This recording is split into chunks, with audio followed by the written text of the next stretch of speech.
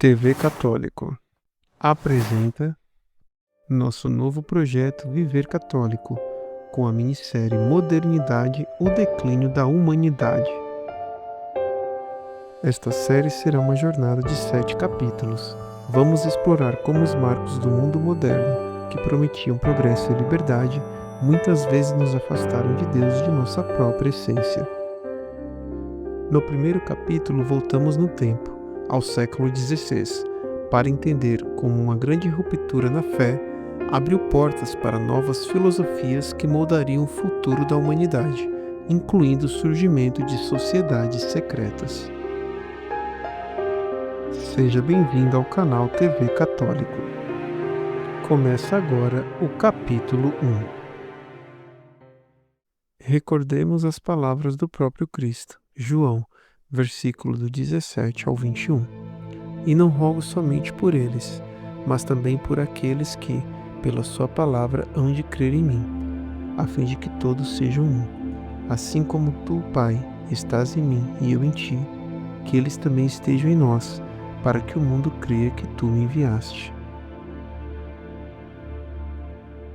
Este é o desejo de Cristo para a sua Igreja. A unidade cristã. A ruptura da unidade. No século XVI, a Europa Ocidental vivia sob uma unidade de fé e moral sem precedentes centrada na Igreja Católica.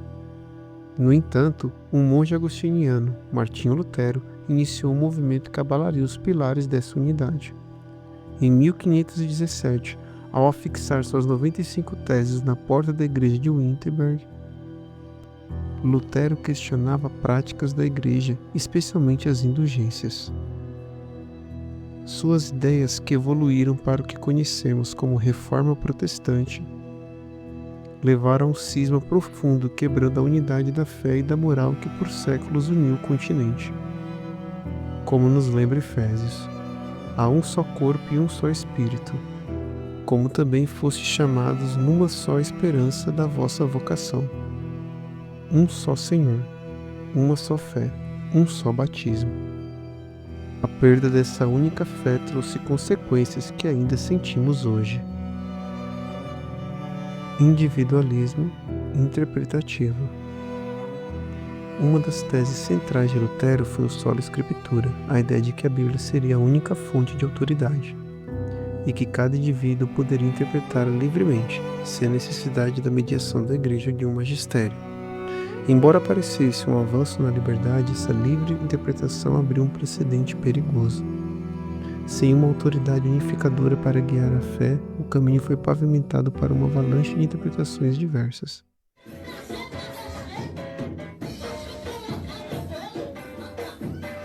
Descaracterizando o cristianismo.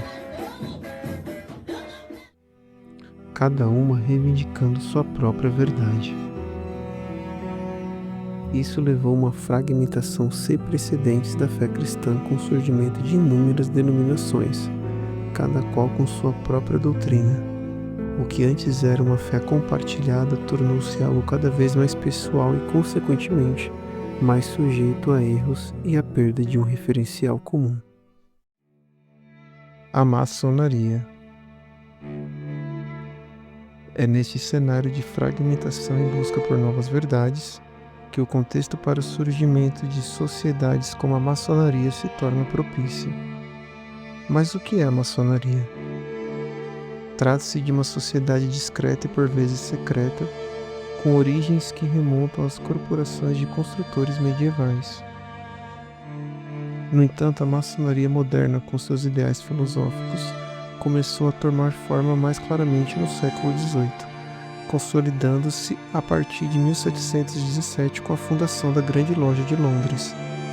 Ela se transformou em uma organização com princípios e ideais filosóficos próprios, que buscavam o aperfeiçoamento do homem através de rituais, símbolos e conhecimentos esotéricos.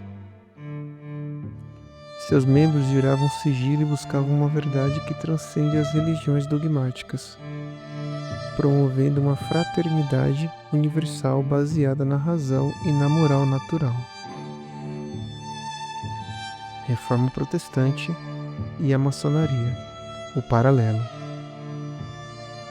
Agora vamos traçar o paralelo crucial à liberdade de pensamento e o questionamento da autoridade eclesiástica fomentados pela Reforma.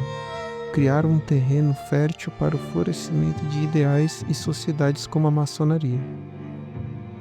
Se a Igreja Católica não era mais a única ou a última palavra em termos de fé e moral, onde as pessoas buscariam orientação?